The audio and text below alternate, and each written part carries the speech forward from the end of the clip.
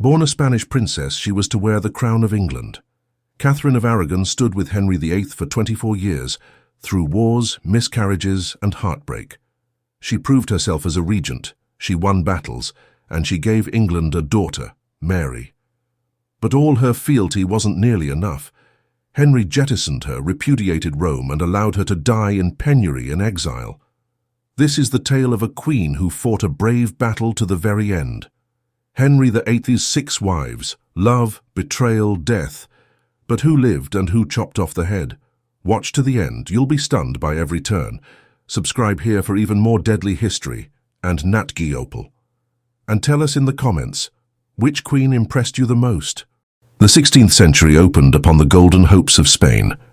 There was a princess of great talent in the court of Ferdinand of Aragon and Isabella of Castile. She had been the youngest daughter of the rulers who had combined what is now Spain. She was raised in palaces hung with tapestries, with Catholic devotion and the stories of conquest. Catalina was trained in languages, theology, music, and the arts of diplomacy. She was not her own. She was a chess piece on the board of European power. Since childhood, her parents had betrothed her to Arthur, Prince of Wales, the eldest son of Henry VII of England. Catherine of Aragon's arrival in England was the first circle in a destiny that would crown and crush her. She was just 16 years old, sickly from the sea but sparkling in the crimson velvet dress, the colour of her native country that she wore. The English marvelled at her beauty, her red gold hair, her fair complexion, her eyes likened to blue-grey yet alive with spirit. She in turn had the dignified reserve of Spain's Catholic royals. Her bridegroom, Arthur Tudor, was frail, quiet, and unhealthy. Their wedding at St. Paul's Cathedral in London was a pageant of splendour. But the fates were unkind. Within a few months, Arthur became sick and died in Ludlow. The young widow was now far away from home, and her future was uncertain.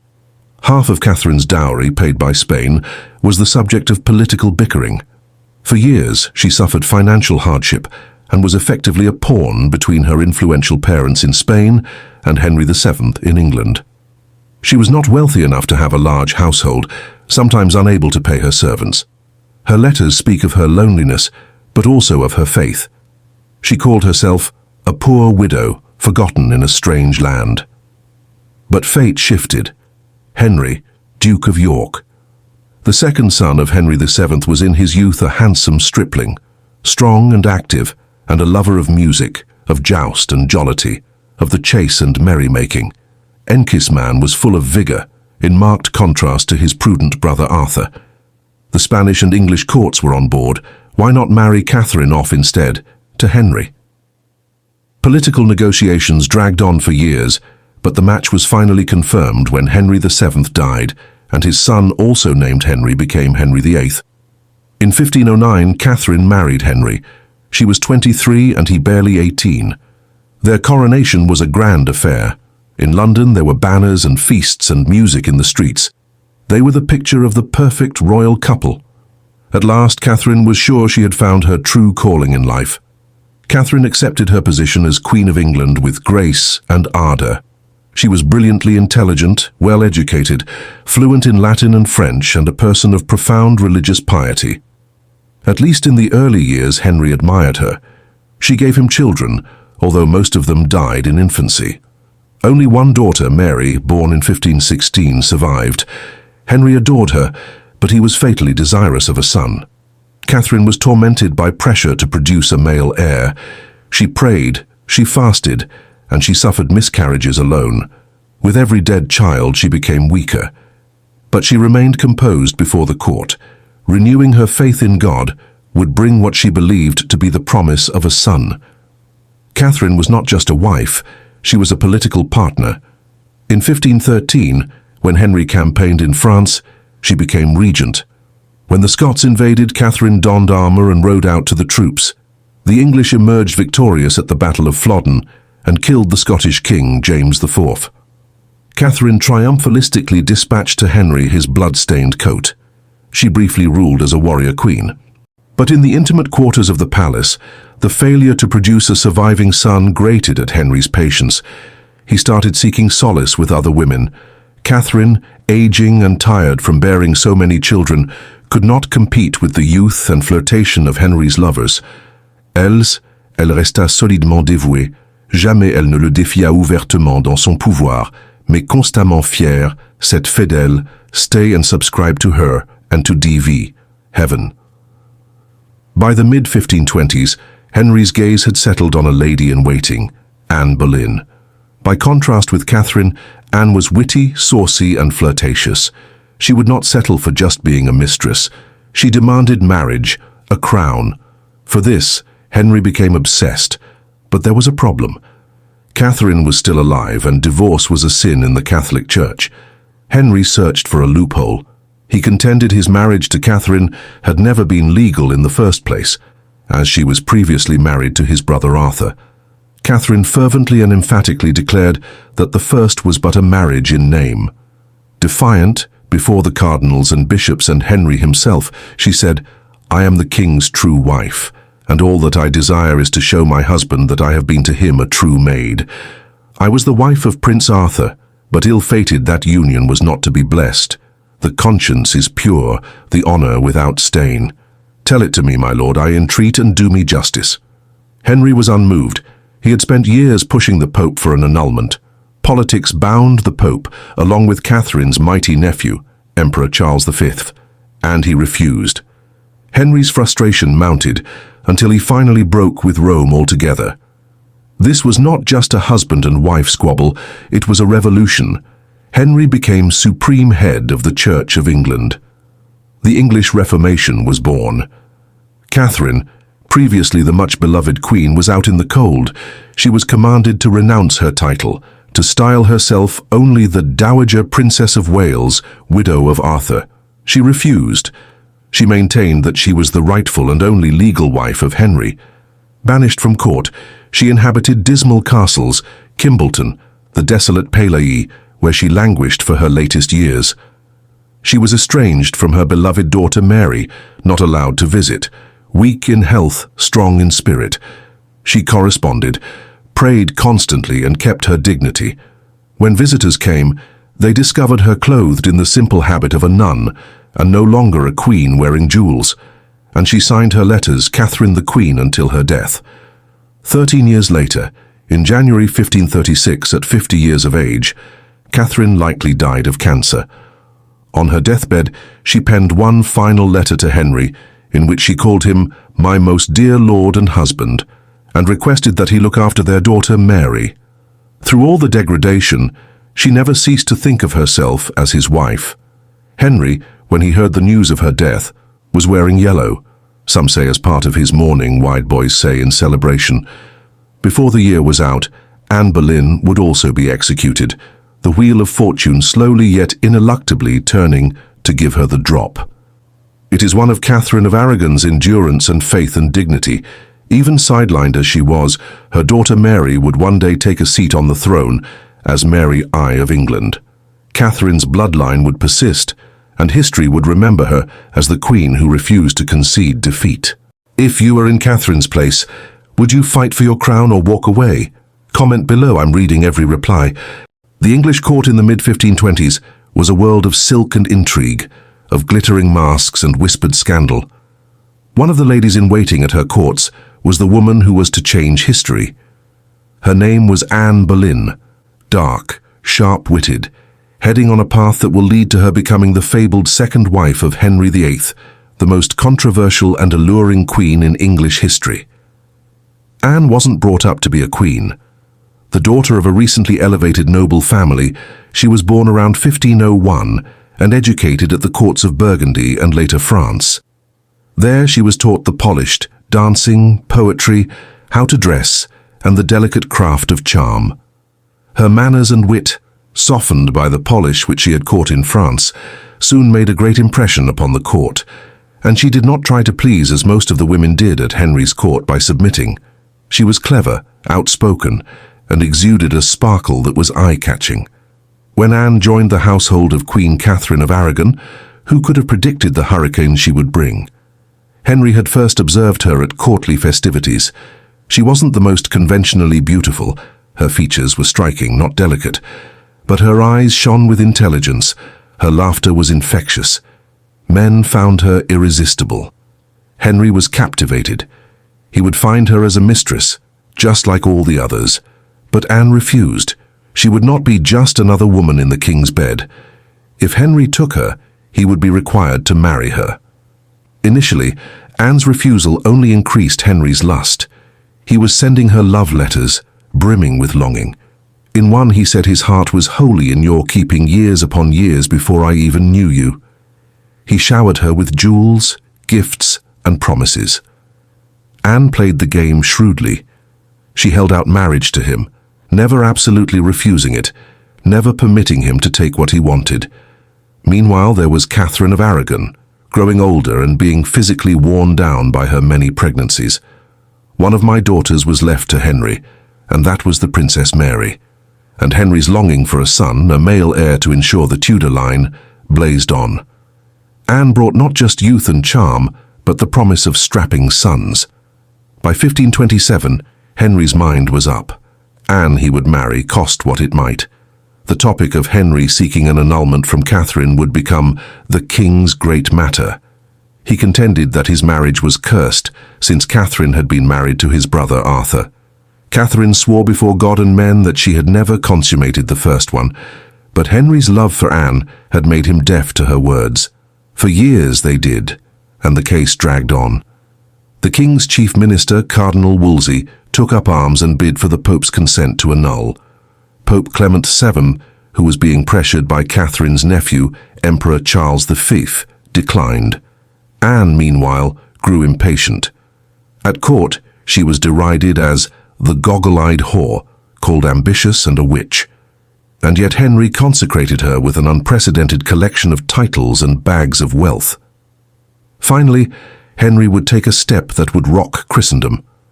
In 1533, he declared himself supreme head of the Church of England, defying Rome. He secretly married Anne Boleyn. Catherine was discarded, and Anne was named queen at a lavish coronation.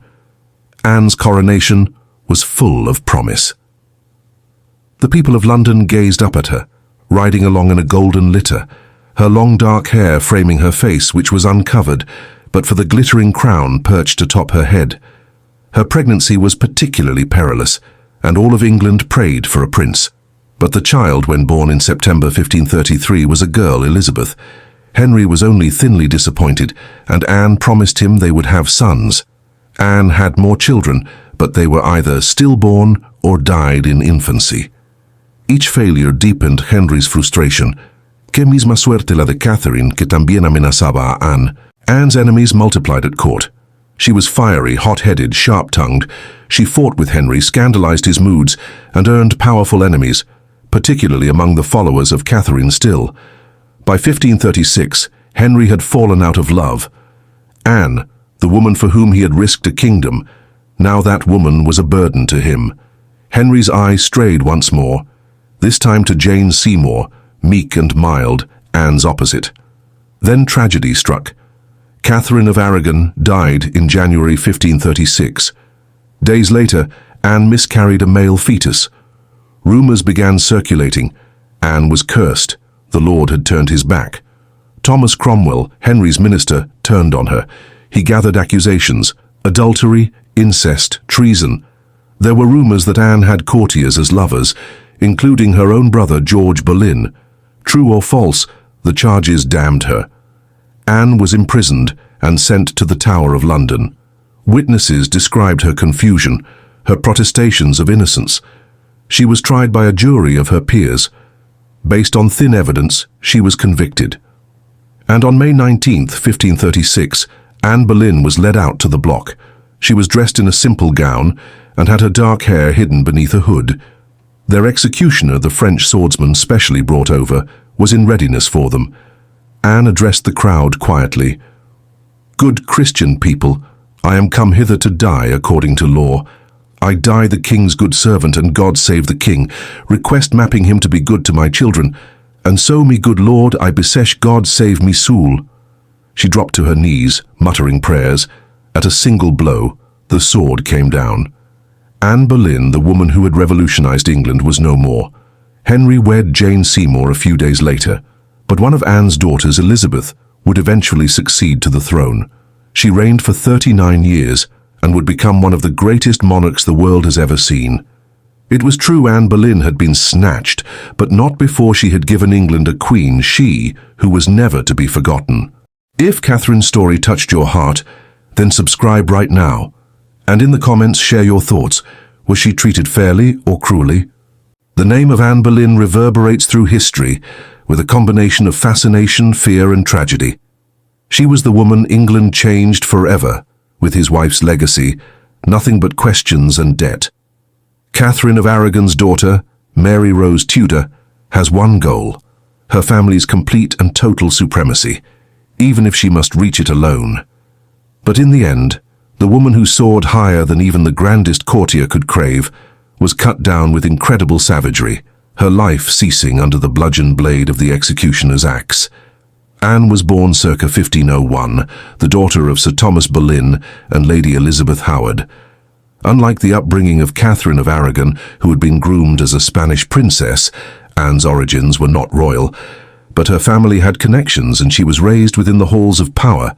She passed much of her youth overseas, in the Netherlands and at the glittering French court, soaking up the culture, grace and cosmopolitanism of Renaissance Europe. When Anne, later brought to history's attention as Boleyn, came back to England in 1522, she was not like any other woman at court. With her dark hair, razor wit and fluency in French, she was educated, stylish and enigmatic. Her complexion was not of the classic pallor of the day, but she had the most fascinating eyes, wit and sense. 39, and he found her irresistible. Unlike Catherine, Anne understood the game of power. And in short order, Henry VIII noticed her. Catherine of Aragon was already losing Henry's interest. His marriage had produced only one surviving daughter, Mary, with no male heir. Hung up on securing the Tudor line, Henry's eyes roamed. When he first glimpsed Anne, he was struck not by instantaneous passion, but by her wit and unwillingness to become just another mistress. Anne was clever. She'd watched what happened to those women who folded too soon. Henry already had children out of marriage, but he did not raise followers of those women. Anne was not going to make a fool of herself in that way again. She put it bluntly. She wouldn't give herself unless she was his legal wife and queen. This answer ignited Henry's obsession. Here was a woman who did not succumb to him, who risked daring him. For Henry, that was intoxicating resistance. He began to bombard Anne with letters, presents and pledges. But there was one huge problem. Catherine of Aragon was very much still his wife, and England was still a Catholic country beholden to the Pope. Henry's passion for Anne had run up against his need for a son. He had persuaded himself that his marriage to Catherine had always been cursed. She had, after all, briefly been married to his brother, Arthur. Even though Catherine said her first marriage was never consummated, Henry wasn't having it. He said their marriage violated God's law, and that was the reason they had no surviving sons. In reality, Henry's point had less to do with religion than it did with Anne. He desired her, and he desired her as his queen. This issue of annulment was referred to as the King's Great Matter. For years Henry had fought with the Pope to annul his marriage to Catherine, but Catherine, proud and obstinate, would not give in. She had reigned for over 2 decades, and she was not about to hand over her crown to some young upstart Anne Boleyn. The entire nation was divided. Others supported Catherine, the pious and duty-bound Spanish queen. Others started to sympathize with Anne, for she was the future, the hope for a male heir. The struggle tore England apart, but when sung did the Pope refuse, the unthinkable happened. Amid the shouting, Henry turned to Anne and declared that England would not answer to Rome. He would be the sovereign head of the Church of England. This was one of the most drastic things that had happened in English history. Not since the days of the Emperor nearly 500 years before had England threatened Rome. And a decade later, Henry VIII turned into an enemy. The power of the Church, its wealth and its ability were delivered for Anne Boleyn. Secrets and surprises were produced. In 1533, Anne was secretly married to Henry. A few weeks later, the lady's title was restored to Anne in the grand ceremony at Westminster Abbey. For outmaneuvering a queen, denying a pope, and changing the place of the world, Anne was at the pinnacle of her power. It was an sensational achievement. In September 1533, Anne gave birth to her premier descendant. Henry waited for the newborn to hit, but the child was a female and named Elizabeth. Henry rounded, but he had no fear. Elizabeth would yield him heirs in time. Nevertheless, by next year, Anne had a couple cycle of miscarriage, one of which might have been a boy. Every failure didn't allow her to achieve. It took much patience for Henry to raise, and even the same fiery passion that had been his passing. Anne was not women to take on new instructions. Anne was outspoken. She disagreed with Henry, compete with him, and punished his dreams. Get right a peng. By 1536, Anne's court enemies were laying the groundwork for her demise. Her rise was resented by many noblemen who hankered for Catherine's daughter Mary to be restored to favour. Henry himself had already begun to court Jane Seymour, a submissive and docile lady-in-waiting who was Anne's polar opposite. Then came the final blow. Anne was arrested and charged with adultery, incest and high treason, her alleged crimes revolutionizing the entire kingdom. Most historians are in agreement that those charges were trumped up, manufactured to get Anne out of Henry's way. She was tried in a court of her peers, but, in fact, long before it ever began, there was a decision: guilty. Anne was then brought to the Tower of London on May 19, 1536. Wearing a dark dress, she spoke to the crowd with dignity and said that she was innocent but had said, "God save the King." Henry, in a display of mercy, had ensured that a talented French swordsman would quickly dispatch her and not put her through the axe. On the scaffold, Anne knelt in prayer. Her life was taken with one slash of the sword. She was only 35 years old. Her daughter Elizabeth would go on to be one of England's greatest monarchs, but Anne never lived to see it. Anne Boleyn's rise and fall shook an entire kingdom. Don't miss what happens next. Subscribe now and tell me in the comments, was Anne truly guilty or the victim of betrayal? Jane Seymour was born around 1508 into a respected but not overly powerful family. Her father, Sir John Seymour, was a country gentleman, and Jane's upbringing was modest compared to the glamour of court. Unlike Anne Boleyn, who had been educated in the courts of Europe, Jane's education was limited. She could read and write, but her skills lay more in household management, needlework, and the quiet virtues admired in Tudor women. Jane entered Henry's court as a maid of honour to Catherine of Aragon and later to Anne Boleyn. It was during Anne's reign that Jane caught Henry's wandering eye. While Anne was fiery, clever and bold, Jane presented a sharp contrast: gentle, submissive and devout. By 1535, Henry had grown restless with Anne Boleyn. Her failure to provide him with a male heir gnawed at his pride, and her sharp tongue often clashed with his temper. Jane Seymour, with her calm demeanour and soft-spoken humility, appeared as the perfect alternative. Henry's interest in Jane intensified while Anne was still queen. The king's courtiers whispered of secret letters, discreet gifts, and meetings hidden from the queen. One famous account describes Jane refusing a purse of coins from Henry, kissing it instead, and returning it, saying she had no wealth but her honour. To Henry, this was irresistible. Unlike Anne, Jane would not challenge him. Unlike Catherine, she was young enough to bear children. She embodied the image of the obedient, chaste Tudor wife. As Anne Boleyn's enemies gathered against her, Jane's star rose. By May 1536, Anne was arrested and executed on charges of adultery, treason and incest. Just days later, Henry became betrothed to Jane Seymour. On May 30th, 1536, Henry married Jane Seymour. For the king, it was as if a great storm had passed. He had rid himself of the troublesome Anne and taken a new, virtuous wife. Jane quickly set the tone for her queenship.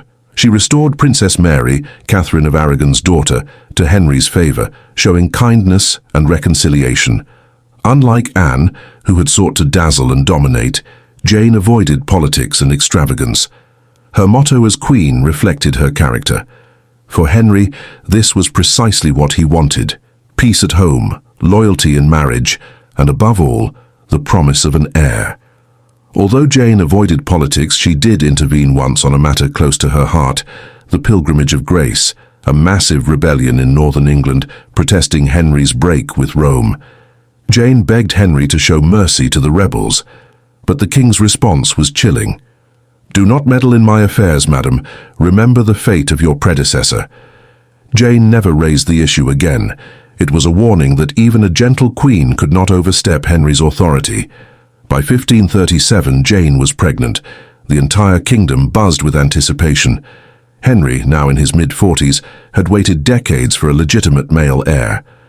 Catherine of Aragon had failed to give him one. Anne Boleyn's only surviving child was a daughter, Elizabeth. Now Jane carried England's hopes within her womb. On October 12, 1537, Jane Seymour gave birth to a healthy boy, Prince Edward. Church bells rang across England, bonfires lit the night skies, and Henry rejoiced like never before. Finally, the Tudor dynasty had its male heir. Henry was so overjoyed that he called Jane his true wife, the one who had fulfilled his greatest desire. For a moment, Jane was the most celebrated woman in England, but the triumph was short-lived. Jane's labor had been long and difficult, lasting 3 days. Though she had delivered Edward safely, her body was left weak and vulnerable. Within days, she fell gravely ill. Despite the efforts of physicians, Jane developed what historians now believe was puerperal fever, an infection caused during childbirth. For nearly 2 weeks, she lingered between life and death. On October 24, 1537, just 12 days after giving Henry his son, Jane Seymour died. She was only around 29 years old. Henry was devastated. He ordered mourning across the kingdom, dressed in black, and withdrew from public life. Though he would marry 3 more times, he always regarded Jane as his perfect queen, the one who gave him what he wanted most. Jane's death altered the course of history. Prince Edward, though frail and sickly, would later become King Edward VI, continuing the Tudor line. But Jane herself became frozen in time, a queen remembered not for scandal but for sacrifice. Henry honored her memory in a way he never did for his other wives. When he died in 1547, he was laid to rest beside Jane Seymour at St. George's Chapel in Windsor Castle. To this day, they share the same tomb. Jane Seymour's legacy is complex. To Henry, she was the ideal wife, obedient, gentle, and fertile. To history, she is often reduced to one role, the mother of Edward VI. Yet her influence went deeper. She softened Henry's heart toward Mary, reuniting father and daughter. She restored calm after the storm of Anne Boleyn's downfall. Above all, Jane's story is a reminder of the immense risks women faced in Tudor England. Childbirth was a battlefield, and Jane became one of its casualties. She was queen for only 17 months, yet her impact was eternal. Catherine Howard was born around 1523, a child of a lesser branch of the powerful Howard family. Unlike many noble daughters, she did not grow up with riches. Her father was known for his debts and poor management, so Catherine's early life was not the life of splendor that one might expect of a noblewoman. Instead, she was sent to the household of her step-grandmother, the Dowager Duchess of Norfolk. The Duchess's home was a curious place, a mixture of discipline and dangerous freedom. The young girls who lived there shared rooms, laughter, secrets, and sometimes hidden romances. Catherine was bright, charming, and full of youthful energy, but she was also careless, often too trusting, and too easily drawn into games of affection. In those formative years, Catherine experienced relationships with men who would later be used against her, Mark Derham, and then the more dangerous figure, Francis Derham. These were the shadows of her youth, shadows that would follow her all the way to the throne.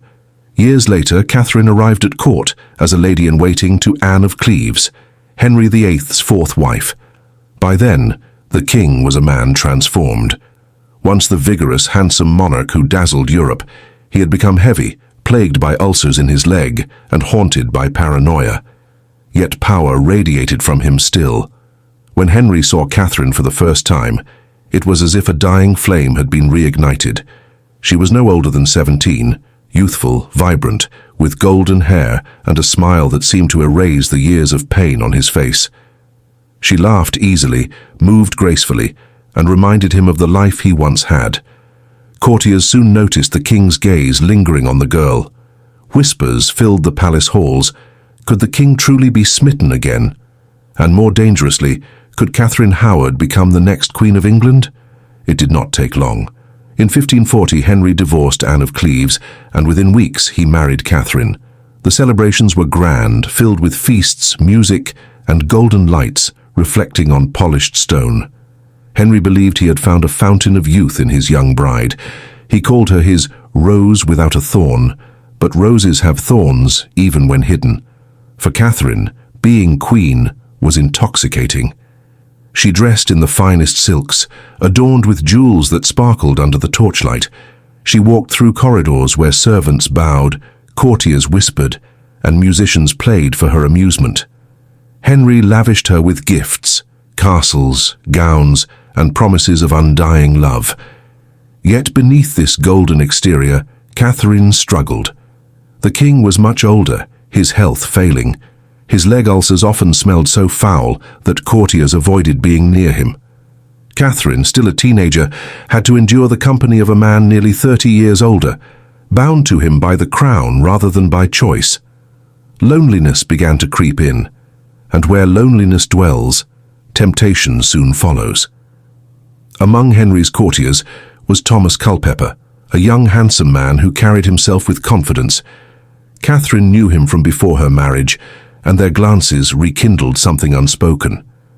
The Queen's ladies-in-waiting, mischievous and daring, sometimes arranged secret meetings. Behind locked doors and guarded whispers, Catherine and Culpeper exchanged words, glances, and stolen touches. The passion of youth was irresistible, and Catherine, though queen, was still the same young girl who had once flirted in the Duchess's household. But in the Tudor court, secrets never remained hidden. Servants talked, letters were passed, and soon rumors reached the ears of men who would use them for power. The first to fall was Francis Derham, Catherine's former lover. When he returned to court and boasted of his past with the Queen, jealous eyes turned toward him. Was the Queen still in contact with Derham? Then came whispers of Culpeper. A servant girl, caught between fear and ambition, revealed that the Queen and Culpeper met in secret. Henry was devastated. The man who had called Catherine his rose without a thorn now heard that she had betrayed him. His pride, already fragile, shattered like glass. In November 1541, Catherine was arrested. Dragged from her chambers, she cried, protested, begged, but the decision had been made. She was stripped of her title, locked away in the Tower of London. Inside the tower, the air was damp, the stones cold. Catherine wrote frantic letters, pleading for mercy, but Henry never replied. To him, betrayal was the ultimate crime. At her trial, the evidence was overwhelming. Her past with Derham, her secret meetings with Culpeper, and the confessions extracted under interrogation. Her youth was not enough to save her. On February 13, 1542, Catherine was led to the scaffold. The morning was bitterly cold, mist curling around the tower's walls. She wore a simple gown, her golden hair hidden beneath a hood. Witnesses described her as pale but composed. She addressed the crowd with trembling words, admitting her faults and asking for God's mercy. Then she knelt, placing her head upon the block. With a single stroke, the executioner's axe ended her life. She was only 19 years old. The rose without a thorn had been cut down at the height of her youth. Henry never spoke her name again. For a time he shut himself away, avoiding court, haunted by yet another failed marriage. Those who had known Catherine whispered about her laughter, her beauty, and her tragic fate. But history remembered her not as the Queen of Joy, but as the queen who lost her head. Another casualty in Henry's ruthless pursuit of love, power, and legacy.